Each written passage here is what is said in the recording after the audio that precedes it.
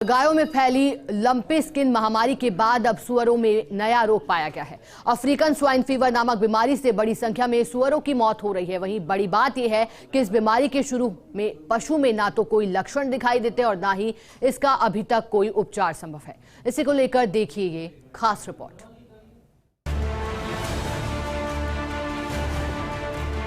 प्रदेश में फैल रहे अफ्रीकन स्वाइन फीवर नामक नए रोग ने सुअर पालकों के लिए मुश्किल खड़ी कर दी है।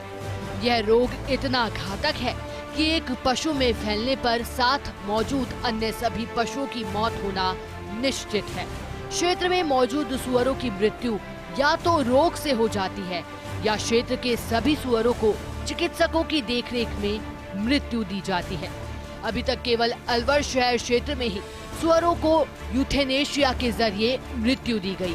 इसके लिए पशुपालकों को बॉडी वेट के हिसाब से पशुपालन विभाग की ओर से मुआवजा दिया जाता है। पशुपालन विभाग ने राज्य में सबसे पहले इसकी पहचान नवंबर 2022 में अलवर शहर में की थी। इसके बाद जब जांच की गई तो इस घातक रोग को पाया गया। अलवर शहर क्षेत्र में नवंबर में रोग फैला और 59 सुअरों की मौत हो गई। यहाँ 36 सुअरों को यूथेनेशिया यानी मृत्यु दी गई। सवाई माधोपुर में 2966 पशु बीमार हुए और सभी की मौत हो गई। जयपुर के जोबनेर में 65 बीमार सुअरों में से 60 की मौत हुई। जयपुर के रेनवाल में 131 सुअरों की मौत हुई। कोटा के दिगोद में 195 में से 161 सुअरों की मौत हुई। कोटा के सांगौन में 680 में से 444 सुअरों की मौत हुई। भरतपुर के नगर, कामा, बयाना, भुसावर, सेवन और उज्जैन में 177 में से 68 की मौत हुई। करौली के महावीर जी में 50 में से 10 पशुओं की मौत हुई। है कि इसमें इसकी अलग अलग फॉर्म 2-3 फॉर्म होती है। पर एक्यूट जो बगैर कोई लक्षण के जो है मर जाते हैं, उस एक एक्यूट फॉर्म होती है और क्रोनिक फॉर्म 3 होती है, लेकिन ज़्यादा पर एक्यूट और एक्यूट फॉर्म ही इसमें ज़्यादा होती है। तो बगैर कोई लक्षण दिखे ही हो जाते हैं। बाकी बाहरी रूप से अगर इसमें देखें तो इसमें जो इसकी स्किन है, चमड़ी है, वो लाल लाल होना शुरू हो जाती है, पैचेज से बन जाते हैं। तो उस आधार पर जो है जो ही मृत्यु दर होती है तो हमारी जो है विभाग की जो SDDC की टीम है वो इसका सैंपल लेके भोपाल की जो लेबोरेटरी है हम वहाँ पर भिजवाते हैं। वहाँ से ही इसका कंफर्मेशन होता है। भारत में इस फीवर की घुसपैठ पूर्वी भारत के राज्यों असम, अरुणाचल प्रदेश से हुई थी। इन राज्यों में पिगरीज का खासा व्यापार होता है। इसके बाद भारत सरकार ने रोग से बचाव के लिए गाइडलाइन जारी की थी। राहत की बात यह है कि पशुओं से मनुष्य में इस रोग का प्रसार नहीं हो सकता है और ना ही अन्य पशुओं में रोग फैलता है। फिर भी इस रोग से सावधान रहना जरूरी है, क्योंकि एक भी सुअर बीमार हुआ तो अन्य को बचाना मुश्किल है।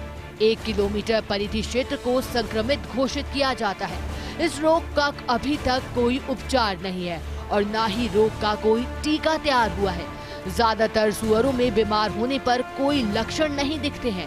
अचानक मौत हो जाती है और दूसरे सुअर संक्रमित हो जाते हैं। कई बार कुछ सुअरों में त्वचा पर लाल रंग के चकत्ते देखे गए हैं।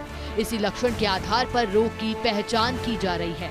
तो ये जो रोग है ये शुकर वंश में होता है और बड़ा ही अत्यंत ही संक्रामक और जो है घातक रोग है। इसमें मृत्यु दर 90 से 100% हो जाती है। एक बार जिस क्षेत्र में ये फैल जाता है तो वहाँ से लगभग 100% की जो है इसमें मृत्यु दर इसमें देखी गई है।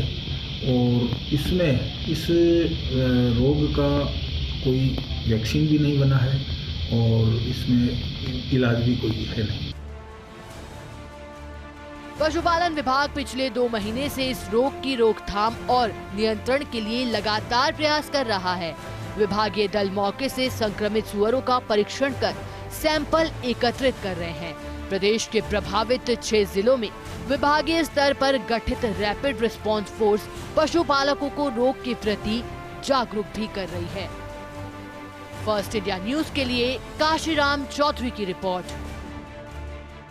खबरों में बने रहने के लिए बेल आइकन दबाएं और फर्स्ट इंडिया न्यूज को सब्सक्राइब करें।